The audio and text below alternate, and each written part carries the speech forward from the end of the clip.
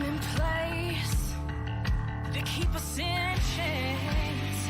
By show of hands, who else is sick and tired of the same 1%? Trying to keep us small, trying to keep us from getting out. Minimizing the struggles they've caused, saying we're not working hard enough.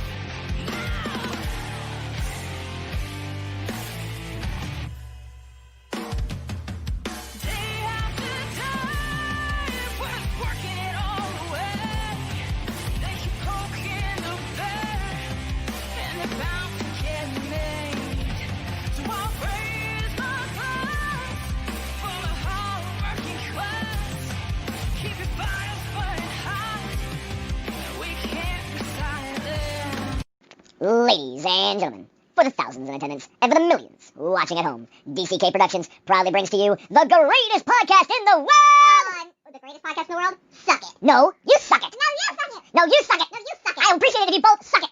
Suck it! We really should stop this fighting. Otherwise we'll miss the fireworks. There won't be any fireworks. And here we go.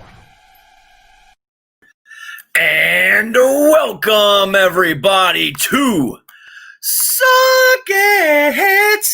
I am the great and powerful King of Kings, Prince of all that is awesome. Derek, thank you very much for being here tonight on this October 7th of the wacky and horrible year that has been 2020. And thank you very much for making the show 2/3 of a million listeners per month, 600,000. Thank you very, very, very much for that. Growing every week, and I appreciate you guys more than you will ever, ever know. Tonight is going to be a different type of episode. No actors, no musical guests, no directors, nobody like that. I got somebody a little bit more important.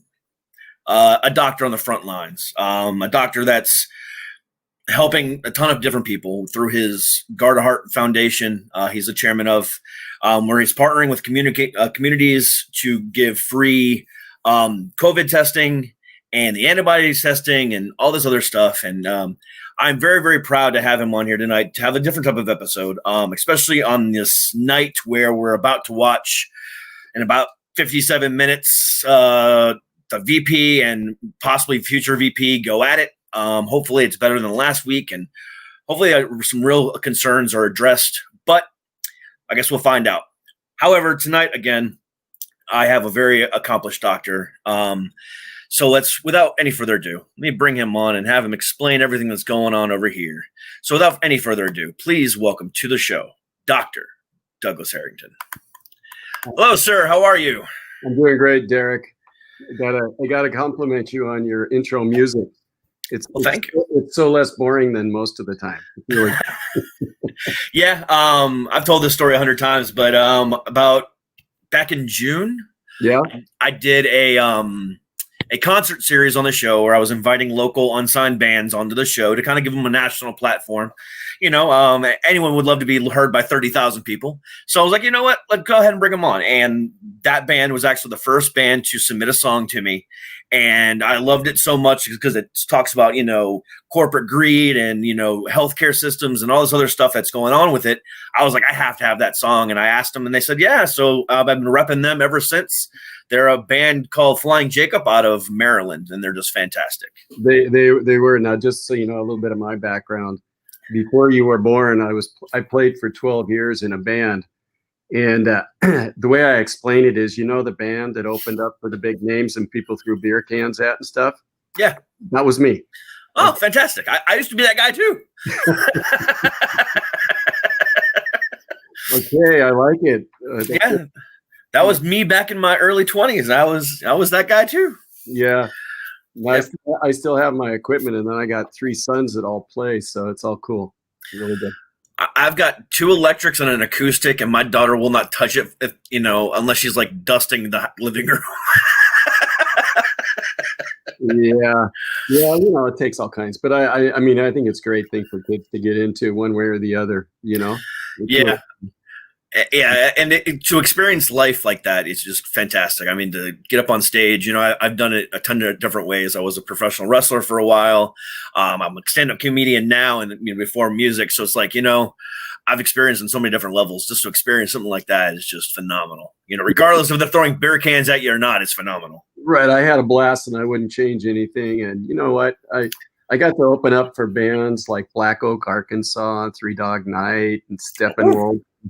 And yeah, but remember, I also learned how to duck beer cans. I'm really good at that. So, but I'm really happy to be here, and I'm really happy to talk about anything. Hey, well, I appreciate it. We'll talk about the COVID stuff because I think what GUARDaHEART is doing with the, partnering for, with communities for free testing is really important, especially in the days where our own government is downplaying this virus. I still think it needs to be at the forefront of it all, and I think it's really cool what you guys are doing. Well, I have to compliment the people that are actually the founders because I'm a volunteer, and it's been around for 12 years. It's a mature 501c3, and it was founded by my wife Estrella and her best friend Vivian after they realized that most of the people that we were talking to, because we're involved with a number of other charities, didn't really understand a lot of stuff about your health, and so their first approach was for cardiac disease, because it's still the #1 killer worldwide, and 90% of it's due to lifestyle. So it's not all about drugs or big companies or anything like that. It's about what you do to yourself. And we're in California, and we realized, and the state of California had called us up and asked us for help, that people were afraid to go into some areas like Crenshaw and Compton and downtown LA, District 9, those sorts of things.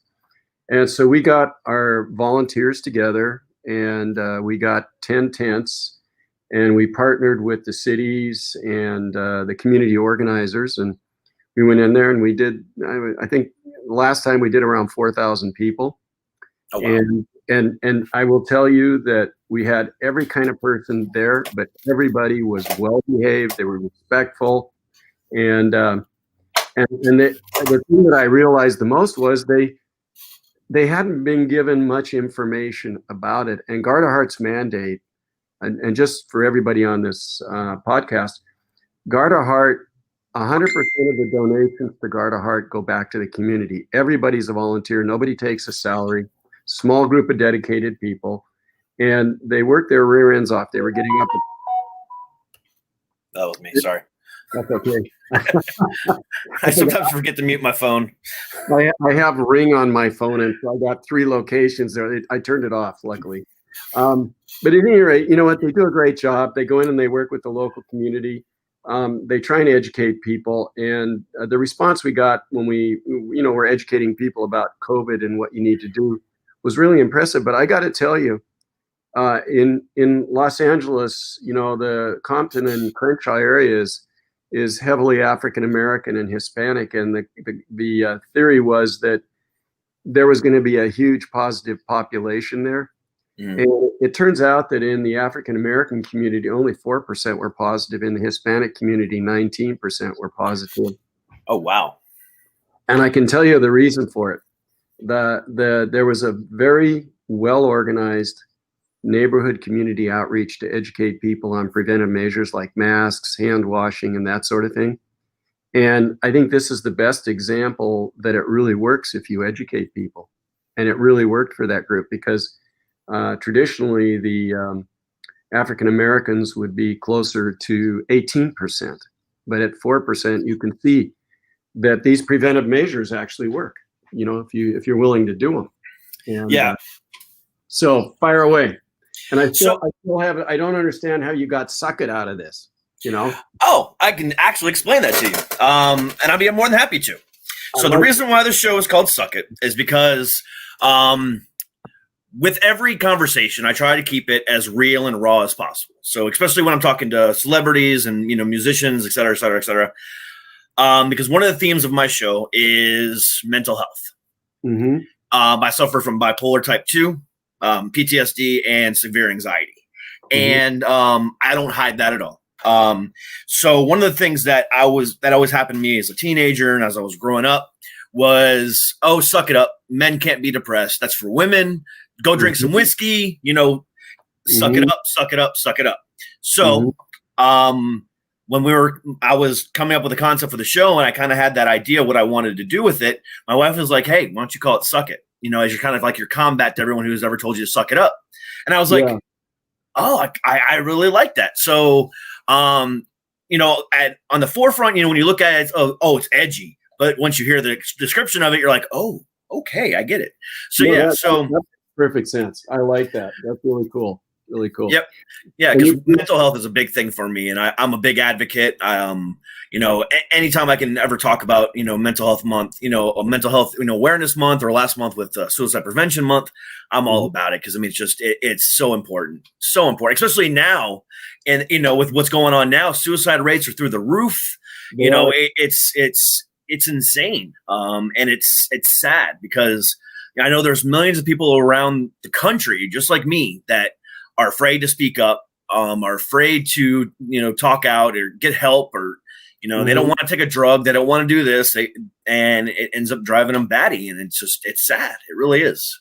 No, it is. You know, in fact, I was going to bring it up, but you walked right into it, is that you know, in the teenage group that are normally used to going to school and socializing, the suicide rate has skyrocketed. It's horrible. It's much worse than there are very few deaths in the 18 and under crowd, and the suicide rate has just skyrocketed. So you really need a better program to reach out to them. I will tell you, my wife, before I met her, when she was very young, at one point was very suicidal, and she called up a hotline, and the first question they asked was, "Do you have insurance?"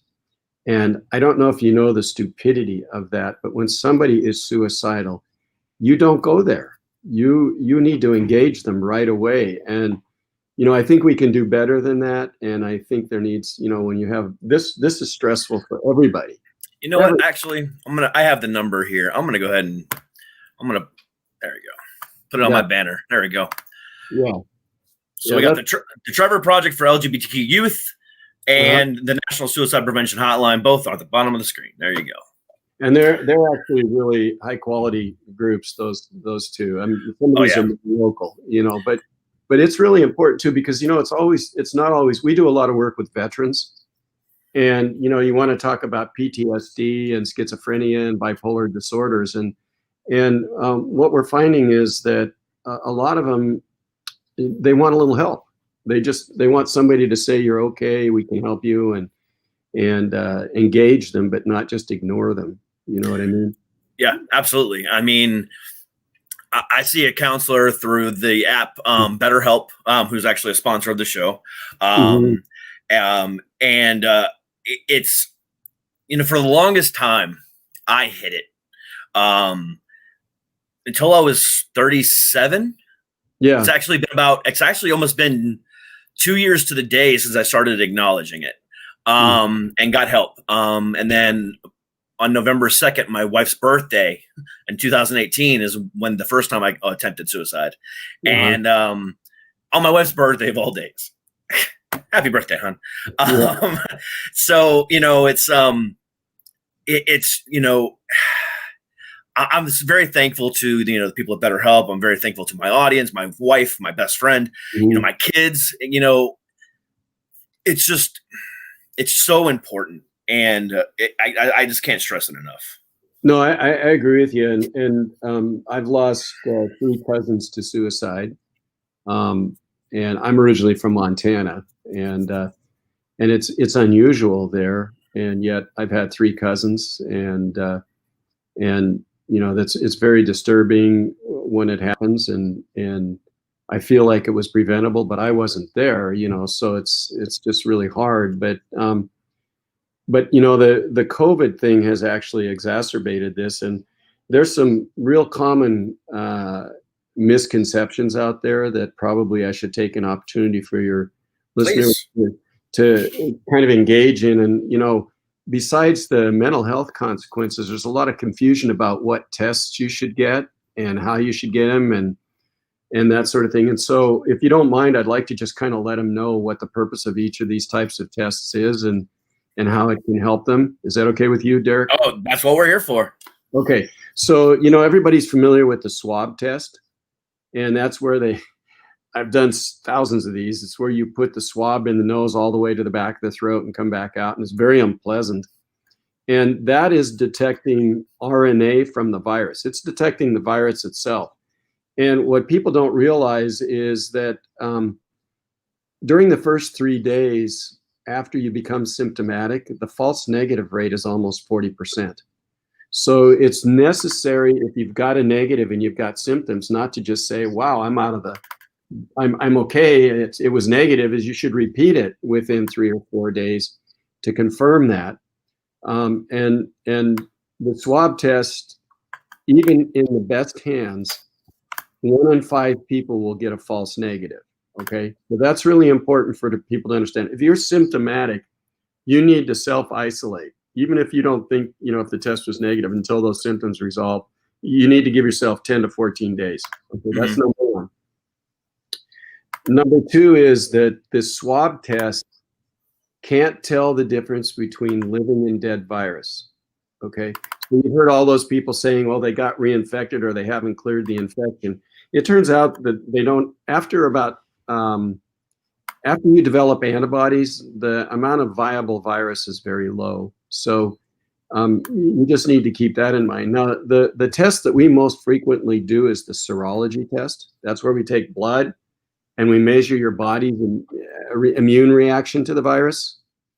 And it's important for 2 reasons. One is we want to find out what the true prevalence of the disease is, because the serology test or the antibody test is only for people with no symptoms.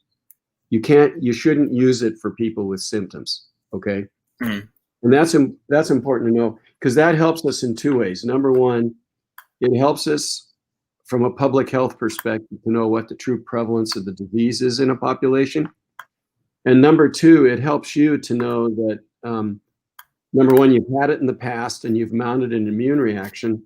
And the most recent data coming out is indicating that if you have any antibody, whether it's IgM, IgG, or both, the amount of virus in your upper respiratory tract is extremely low and you're less likely to infect people. So it's important. But that doesn't mean you go out and party like Chris Farley. It means you're just less likely to infect people, but you still have to protect them and protect yourself. And there's a third type of test called an antigen test. And if you've been watching the news, you know that Abbott came out with this little card that in 15 minutes can detect the virus. Mm-hmm. And that's actually a pretty darn good product from the perspective of it's very rapid. It's not complex. It's just swishing the outside of the nose, the outer nasal cavity. It's not as disturbing as going all the way through the back into the nasopharynx. And the good news is it's reasonably sensitive and specific and cheap enough that you can repeat it, like I talked about. And that's detecting the proteins on the surface of the virus. And the fourth method is the gold standard. It's culturing the virus, only living virus. That's how we determined that a lot of the virus is dead in people with antibodies, but it's totally impractical in the community because it takes 14 days to culture, and it's not gonna help. So those are the main tests. The serology requires a blood stick, a blood draw or a finger stick. The detection of the virus with swab, you need to use a swab. There are some spit tests that are being developed, but they haven't quite gotten there yet. And the antigen test is one that I think you're going to see used more for schools and for communities trying to get back to work, that sort of thing. So I don't know if that helps you at all, Derek, but those are the most important questions we get asked about that, Yeah, I mean, it clears up some stuff for me, especially as far as the testing goes. But one of the things that I've been, questioning, because, you can ask 10 different people and get 10 different answers. How, what is the severity of this virus, period? I mean, how severe is it really? Okay. I don't know if you saw the newscast on the World Health Organization. I think it was 3 days ago. And they came out. Now, I freely admit they haven't been very accurate on a lot of things, But honestly, none of the experts have been. All the models were wrong in the beginning. The CDC has flip-flopped multiple times. Dr. Fauci has flip-flopped multiple times. I don't fault them for that because they were relying on the data that they had at the time. And that data was changing on a daily basis. So I don't think we should be criticizing any of those people who put themselves out there and did the best they could at the time with the information they had. The most recent statement from the World Health Organization, and I haven't seen their formal statement, I just saw this in a news release, is that it's probably equivalent to the H1N1 flu. And I'm not, and I think that I would, before I jump on that bandwagon, I'd like to see what they're using as data to support that, because I haven't seen it. But that's the latest that I heard from them. But I will tell you that one of the countries that has done the best is Singapore. Mm-hmm. And it's a small country, so they can track people. They do contact tracing. They follow people with serial studies to try and determine things. They've indicated that your infectious period is about 2 days before you get symptoms to somewhere, usually after 10 days, you're not infective. And that's based on lots of data that they have. The other thing they did is they did a study on the infectiousness of it. Oh, we better test you. Okay, I think you coughed. We're going to test you. Okay. I never leave the house, so we're good. I'm going to put my mask back on. So what they found was that if I have measles and I go into a room of 20 people that have never had measles, never been vaccinated, 18 of them are going to get measles. Okay. But if I have COVID and I go into that same room and they've never had COVID, somewhere between 2 and 4 of them will get it. So it's not as infective as measles. But for some reason, this virus spread like wildfire because we hadn't had a lot of exposure to it, whereas measles have been cruising around for quite some time. Mm-hmm. And again, that data is published data. That's not just, I heard it in the news, that's published. So that's probably good. I will tell you that I believe it's somewhere in between, and for some people it's real dangerous. But one of the questions that we had is, why do some seemingly healthy people get deathly ill? You know, like a young person that shouldn't really die from this. It turns out they published last week 2 papers, and what they found was that those young people who get really sick without comorbidities or other things like diabetes, they have a genetic defect in their viral defense mechanism in their body for the immune system to attack the virus. It's called interferon. Okay, and you may have heard that because it's used to treat hepatitis C. But your body makes its own interferon. And surprisingly, they have a genetic defect which makes their interferon not very good. And then the other one is that some people make antibodies which are meant to attack the virus, but they're attacking interferon instead. And 94% of those individuals are men. So we kind of have an understanding of why some seemingly healthy people get sick. The people like diabetics and people with coronary artery disease, morbidly obese people, the reason they're so susceptible is because this virus binds to a receptor in your body called ACE2. Now, if any of you have ever been on blood pressure medications, you know that there are things called ACE inhibitors and ACE receptor blockers, and they lower your blood pressure because they're involved in this ACE2 renin-angiotensin system. Big words, but basically it's the way you regulate your blood pressure in your body. And it turns out that the densest population of those ACE2 receptors is on the lining of your arteries. So if you think about that, all of the symptom manifestations that are severe are where most of the blood flow goes, where you have lots of artery flow. So the brain, the lungs, the heart, the kidneys, the liver. That's why it's so dangerous, because it gets into the line. These cells are called endothelial cells. And the good news is that it turns out that a lot of people are able to clear it relatively quickly. But when you're a diabetic, or when you have existing heart disease, or when you're morbidly obese, there are two things that happen. One, your immune system doesn't work, and two, your arteries are inflamed. Okay, and if you're pre-inflamed and you get infected with it, you're more than likely to suffer more severe consequences. So I think we're starting to get a better handle on why these things are happening. Now, I've also seen in some cases, perfectly healthy adults who have gotten this who have passed away as well. What would be the cause of something that severe? How basically killing somebody that is of perfect health? I mean, where's the difference in that? Well, that's where the interferon comes in. We think those individuals either have antibodies against their own immune system or they have a defect in it, because healthy individuals should be able to mount a response to this virus. Just to be clear, we in one of our events in Los Angeles, we did 4,075 patients. Okay, the overall positivity rate was 11%, and believe it or not, those were all asymptomatic people, and only a few of them could remember having a cold-like illness maybe a month or two earlier. But the majority of them had no symptoms, and that seems to correlate with what we're seeing nationally, which is the majority of patients are asymptomatic, but the ones that are have comorbidities like we talked about, or who have a genetic defect or some unidentified defect, tend to get sick very fast and not do well. So kind of important. Now, one of the things that happens when the virus, gets into your bloodstream and attaches to the lining of your arteries is it starts making more virus. But I don't know if you heard about there is an immune response called a cytokine storm.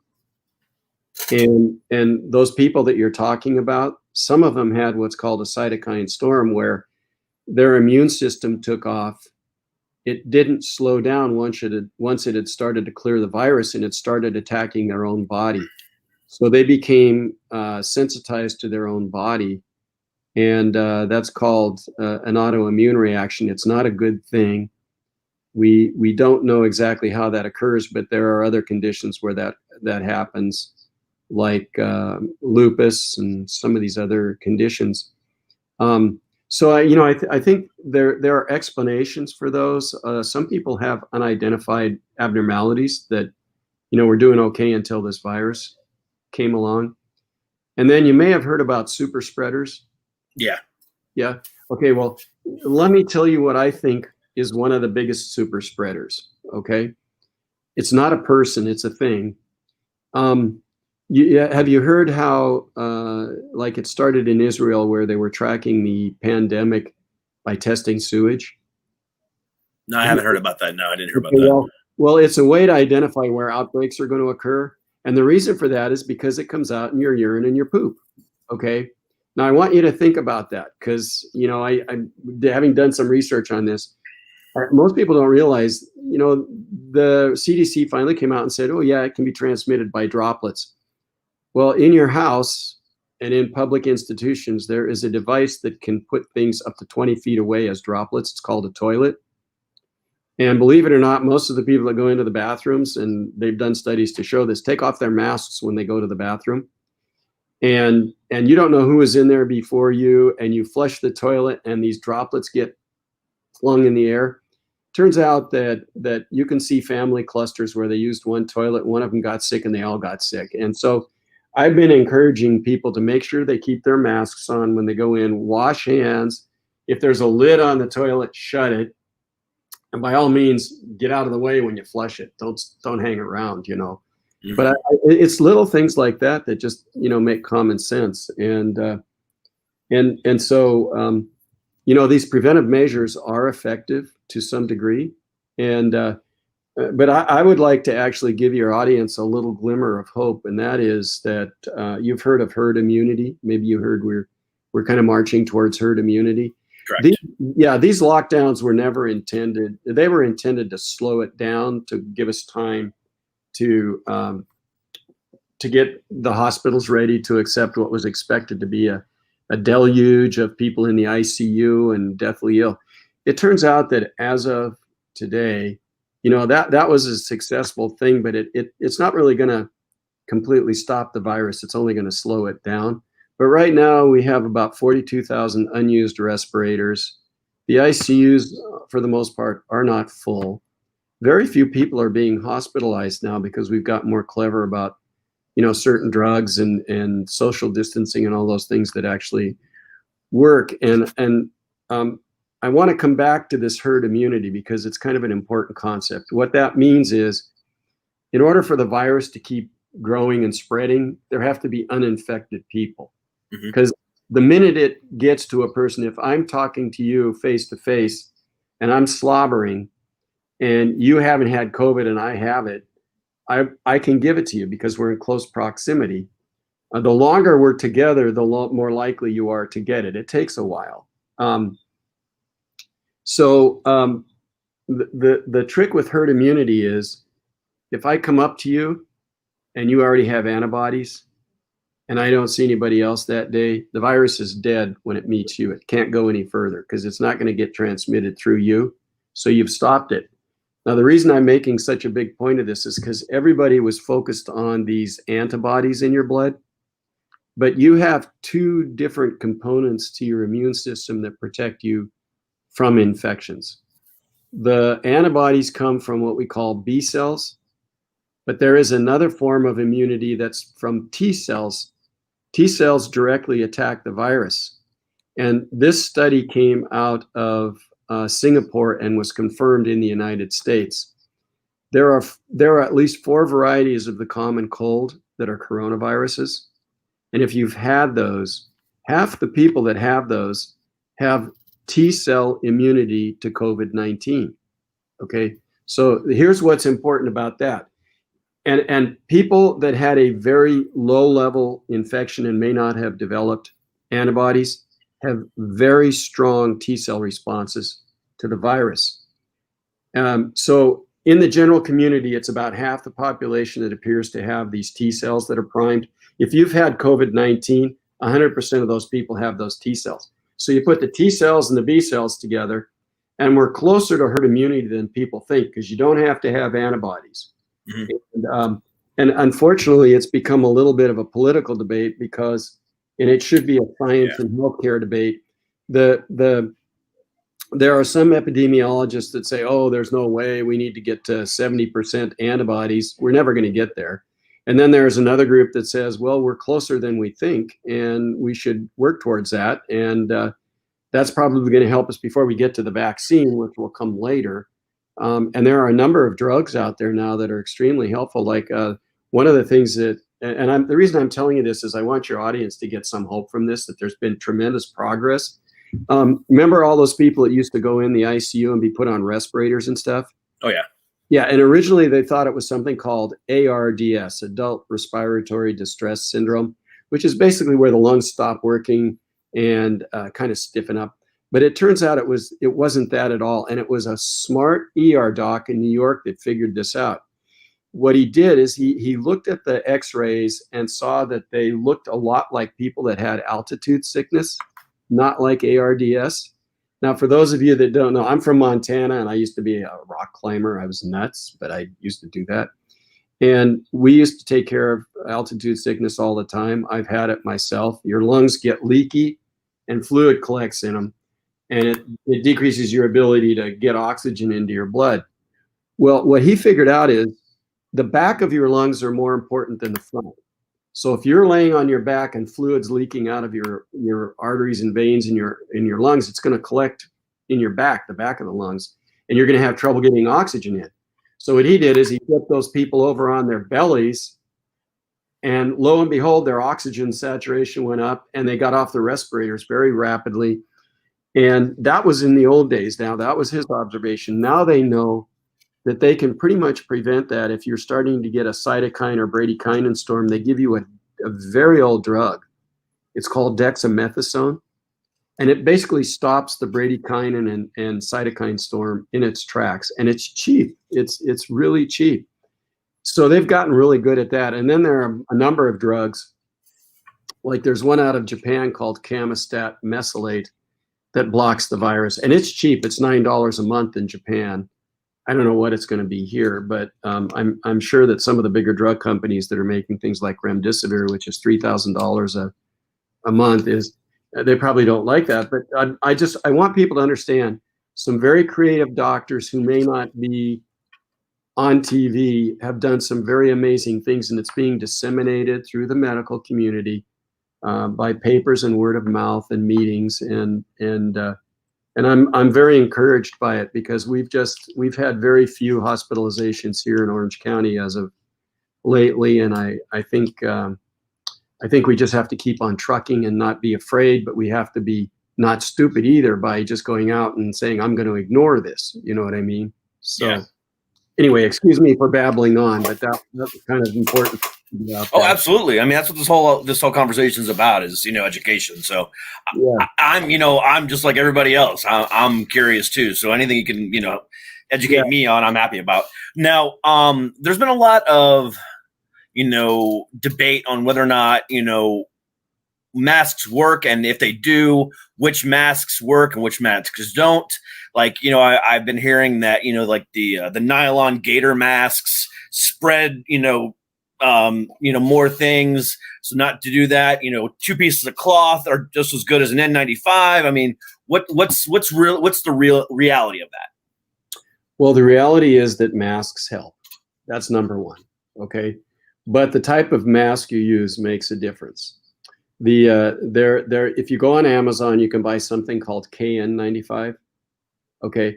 KN95s are very cheap. They're made in China. They do not conform to the N95 standard. They're the Chinese standard, and the quality is very low, and they do not protect you as much as the N95s. Okay. The surgical masks are not so good, but they're better than nothing. Okay. And they're disposable. And the problem with cloth masks is that most people don't wash them. And so eventually you're collecting. We've had some pneumonias come from people that built up enough bacteria on there from their own mouth and face that, they ended up inhaling it. But the type of mask does make a difference. I mean, I have, this is the one I use. It's an N95, and you can see it hugs the face very tightly. This one's very thick, but the Chinese KN95s are not like this. This one is a surgical mask, and I use this when I go out in public, because I will tell you, you see, I have my COVID beard, okay, and my wife doesn't like it because it's got a lot of gray hair, and she thinks it makes her look older because I've got the gray hair, but that's me, Anyway, here's what happens. This works 2 ways. Number one, if you cough or sneeze, it's going to stop a lot of it, but it's not going to. It doesn't filter particles out, But remember, I said the infectious, the most likely place you're going to get infected is being in a car or in an airplane next to somebody who's secreting virus, because you need to be by them in a closed space for a while. Outside, it's very difficult because the wind carries the particles away. But this does one other thing, and all the masks do this. The average human touches their face 2,000 times a day like this. They scratch their nose, they do this. It's been studied, and this keeps you from doing this, because you're putting your hand, you go to the grocery store, you're picking up fruit that somebody handled. You don't know if they had COVID, and you want to make sure that you use hand sanitizers or wash. The other thing is that, so the bottom line is I firmly believe that masks are helpful, okay? And I wouldn't keep out. Now, you talked about the cloth ones, and those nylon ones that are stretchy are probably not that helpful because you can breathe in and out of them with no problem.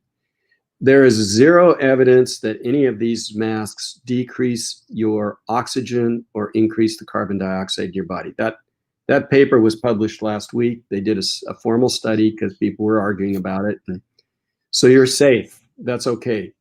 And so at the end of the day, it doesn't have to be as bad as Governor Newsom says here, where he just put out an edict that at restaurants, in between bites, you have to put a mask on. It's not happening. They're not going to do it. You know what I mean? Oh my God. God. Gotta be reasonable. You got to be reasonable. So I think if you use common sense, you hand wash in particular, because the virus has what's called a lipid coat besides the spikes on it. And plain old soap wipes that out. Just hand soap will kill that virus. So, and the other thing that I've seen people do wrong is they're using 99% alcohol. All that does is preserve the virus. What you need some water to get it inside the virus to kill it. And so 70% alcohol is actually better than pure alcohol.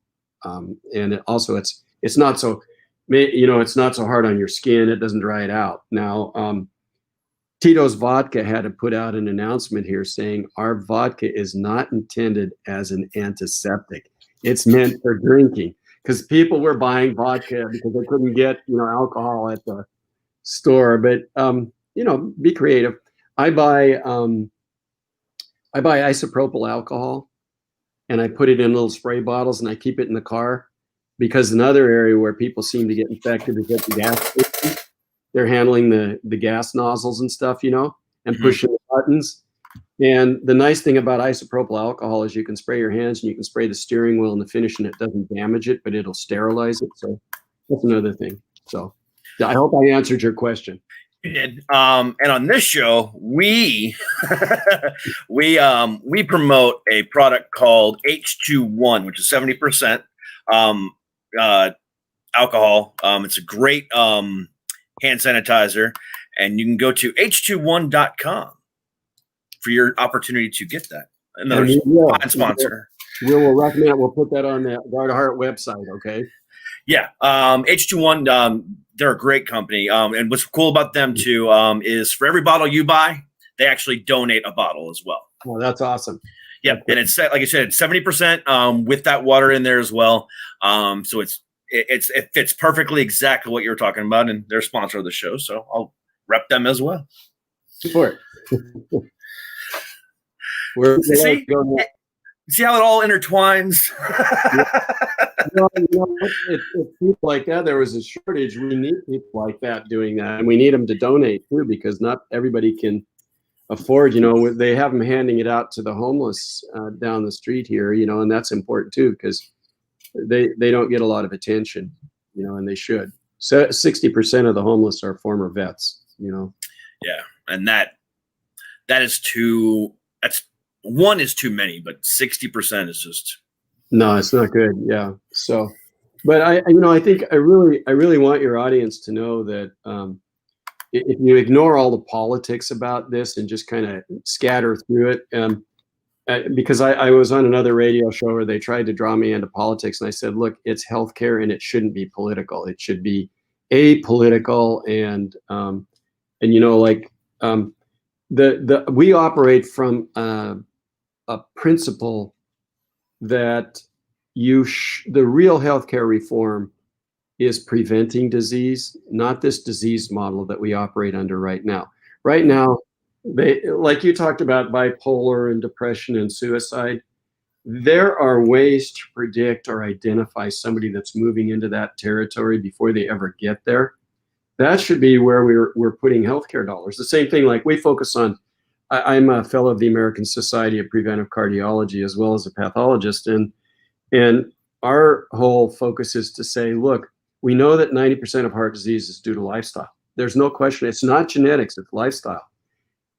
We need to educate the kids, and we need to teach people what they can do to prevent from getting a full-blown disease in the first place. You know what I mean? That's real healthcare reform. But unfortunately, all the dollars are in devices and interventions and drugs. And I'm going to give you one example, because COVID is going to be in the same ballpark. And that is, if you have elevated LDL cholesterol, more than likely somebody's going to recommend a statin to you. And I'm not saying there's anything wrong with that, but that is like a Band-Aid on a problem that's your lifestyle. And if you don't attend to the lifestyle too, you're just putting a little chit down a little bit, but you really need to get way down here in terms of your risk. And you can't do that unless you focus on lifestyle too. And it's usually not real complicated. It's usually little tweaks to the diet and the right kind of exercise. And with COVID, you can't be stupid. You shouldn't go out there and think, oh, I don't believe this is a serious illness. It is. Look, H1N1 flu is very dangerous. There's a new swine flu popping up in China right now. Swine flu is very, very dangerous. And it turns out that in our world today, we have so many people that if something like this erupts, it moves through the populations much faster than it used to. We got people on airplanes, we got people on trains, driving cars, clusters of people in cities that are more crowded than they ever were in the past. I consider this a dress rehearsal for a much more serious pandemic down the road. And if we don't learn from this one, then shame on us, because we did not, nobody, even the H1N1 flu in 2009, we were like idiots. We didn't really know what we were doing. And so it's time for us to say, okay, I'm not a Republican or a Democrat. I'm an American. I need to figure out what we need to do as a country to be prepared for the big one that's coming. Because suppose some terrorist decides to fuse some bad viruses together and release it and do it on purpose. I mean, that is a very real possibility today. That is probably, I fear that more than I do a nuclear bomb right now, because it's gotten so easy to engineer these things. And we have very effective means of counteracting them, but we got to think about it ahead of time. You know what I mean? So yeah. It's funny that you mentioned that, because I was actually just watching a TV show on Amazon Prime that was released a week or two ago. It's called Utopia. And that exact thing that you were just talking about happens in the show, where there's an actual pandemic going on in the world. And supposedly this company comes up with these antivirals and this, the cure for this disease. When in reality, they're actually, this cure is actually a much worse disease in order to for population control. And they start shipping it out, and it's crazy. But it's just funny that you mentioned that, because I mean, I'm sitting there watching it today with my wife going, and I really hope this never happens. I don't think anything like this will ever happen. There's no way. And then it's like, that, realistically, it very well could. Well, let me tell you, and this is a big controversy going on right now. There are a number of researchers, some in Europe, and one of the Chinese researchers that defected to the U.S., that indicate that there are somewhere around 4 proteins in this virus that could not naturally have occurred as a mutation. And if you think about the target for it, it is killing the people who are most expensive to society. The elderly, the very sick, the obese, people with cardiac defects, that sort of thing. And I had another science fiction book that had a similar theory that basically said, we're going to release a virus to cull the herd, so to speak. I live in fear of that, because that is very, very real. That is very much a potential. Now, when they weaponize these sorts of things, in every country, every major country has facilities designed to weaponize these. We have it here in the United States. Russia has it. China has it. Iran has it. The United Kingdom does. You wonder what they're doing in there, okay? And what's the oversight of those facilities? Because at the CDC, if you remember 2 years ago, somebody left smallpox virus in the hallway. Yeah, I remember that. Yeah, I mean, these sorts of things should not happen. I used to have my partner and I were researching HIV at the time. We had a BL3 unit, which is one step down from the BL4 unit for isolation of weaponized viruses. And we were under intense scrutiny every month. We were audited. Somebody came in and checked our quality controls and the fact that we kept it locked up, how we sterilized the place at night, and tracked who came in and out. I've seen that grow a little bit lax in the last few years, and I just don't think it should be. So I think we should be really careful about that. But again, getting back to COVID-19, we've gone from panic to kind of people are getting a little more level-headed about it. I'm not one of the people that say this should be the new normal. I think we should work our way through it. Let the vaccine studies go at the right speed, not try and rush them. I think there's more near-term hope in all of these medications that have come through that are looking really good. And people are sharing information, and I really actually I got to stress that I'm significantly more optimistic than you probably would garner from TV, but it's because I've been doing this for 35 years. I've lived through the swine flu epidemic, the H1 epidemic. I've had shigellosis. I've lived in Indonesia, in Tonga, Fiji, various places that have all these parasitic diseases, and somehow we survive, but we don't do it if we're not cooperating and if we're not coming out with a consistent policy, so.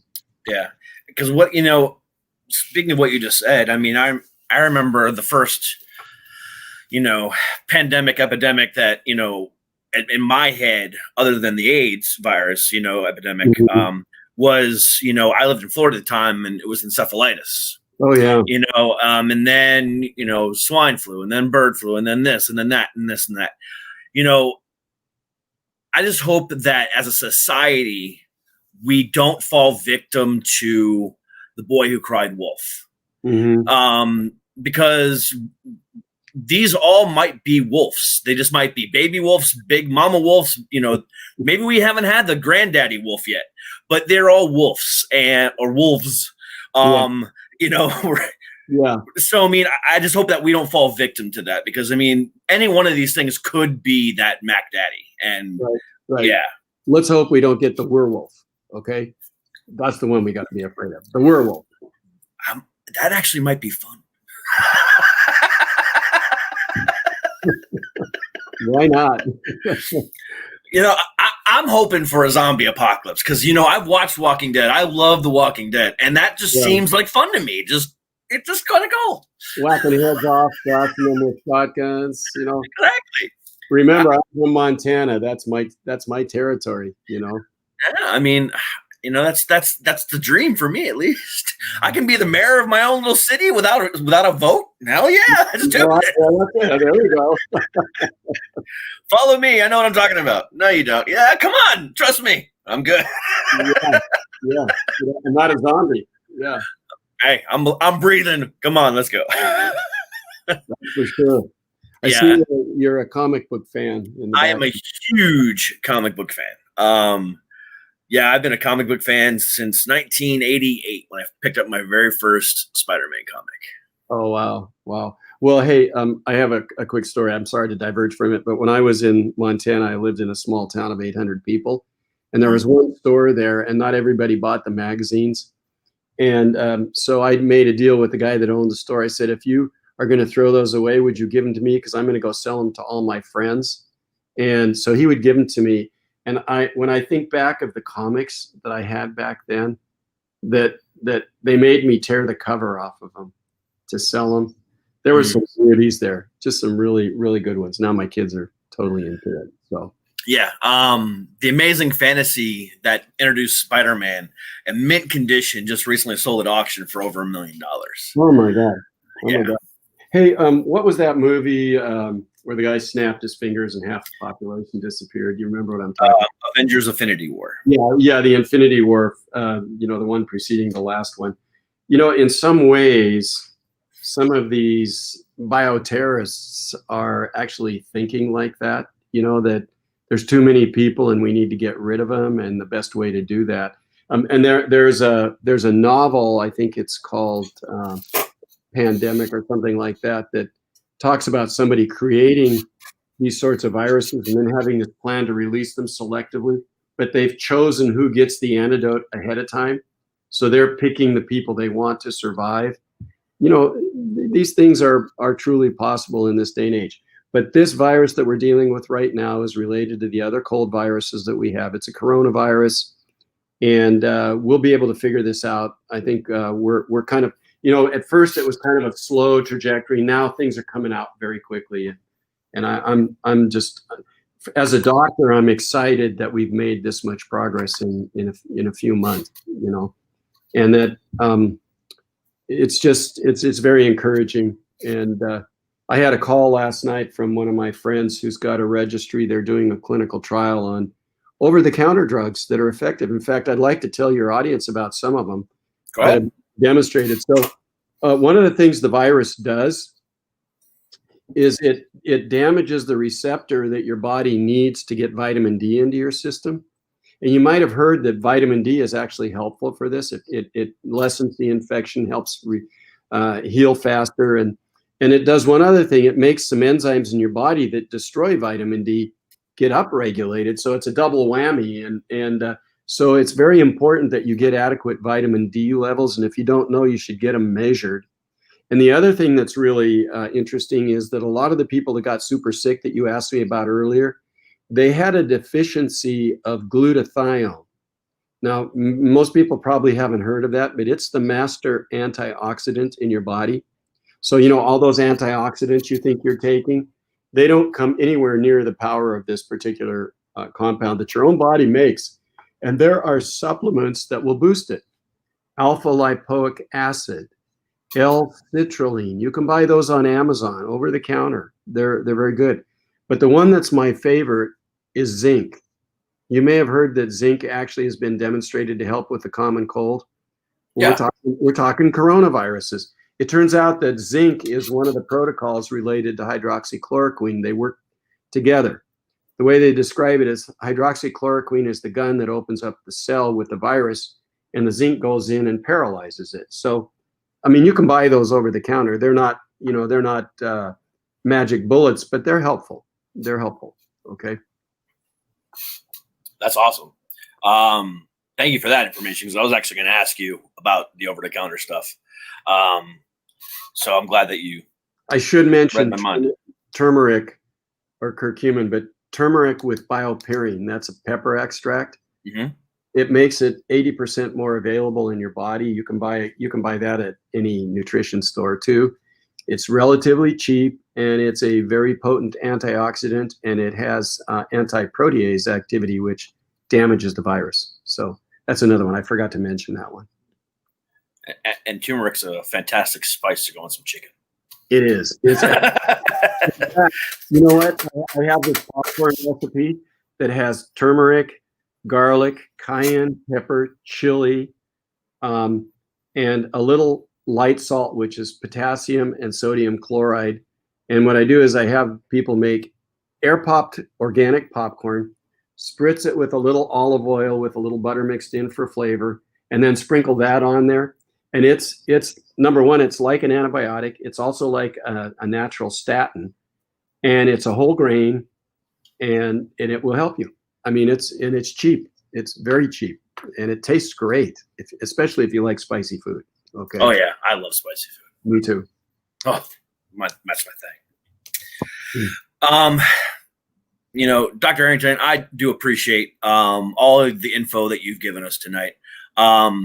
It is very informative, and I hope that this clears up some of the stuff. There's still a lot more to this, obviously, but the most important things, I think we talked about over-the-counter drugs, the antibody test, the actual testing itself, the masks, all this stuff, the actual threat levels. We answered a lot of questions that a lot of people have, and I really do appreciate you taking time out of your day to come and answer some of these questions and, really kind of promote well-being.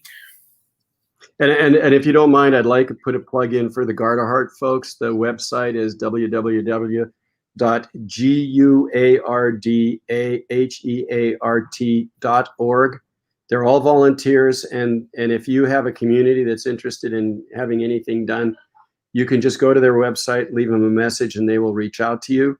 And just remember that they're 100% volunteer. If you make a donation to them, 100% of it goes back to the community. There's no salaried employees in that company whatsoever, in that charity. Okay? That's fantastic. That's definitely, when you're donating to any charity at all, that's definitely one thing to be looking into, is that right there. So thank you very much for all that information. It has been a pleasure speaking with you tonight. Truly has been. And thank you very much for educating us. Well, thank you for having me on here. And at some point, we're going to have a separate conversation about guitars and amps. Okay. Oh my God, absolutely. That's what I normally talk about. This is weird for me.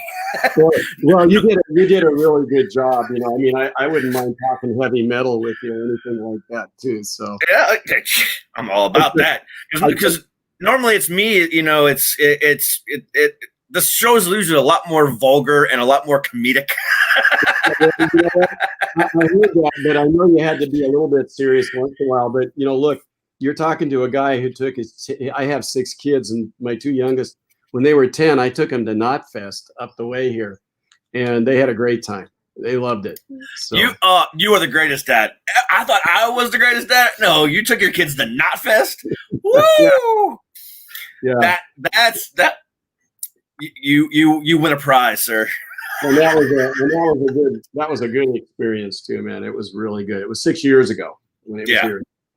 We haven't been out for a while. We've been working too hard. But listen, you stay healthy, and I want to give you a huge compliment for bringing the mental health issue to the light. And what I didn't tell you is I grew up part of my life in Warm Springs, Montana, which was the state mental hospital, and my dad ran that. He was the manager there, and so I grew up with a lot of people who were very ill.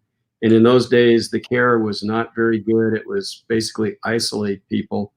And I know in California here in the 80s, we had these regional mental health centers, and they were killed at some point in the 80s. And that's when the homeless problem really started to rise, because we didn't have facilities to help people with mental health issues. And so let's go back to something like that. You know, let's get something like that going again.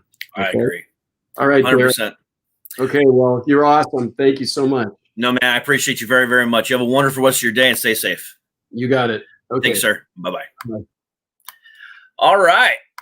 So that was Dr. Douglas Harrington of the GUARDaHEART Foundation and cardiologist, pathologist, really, really cool guy. I promise tomorrow we'll get back to comedy, maybe some music talk. I'm not sure who I got tomorrow, but it's coming. It'll be fun as always, because that's what we do on this fucking show.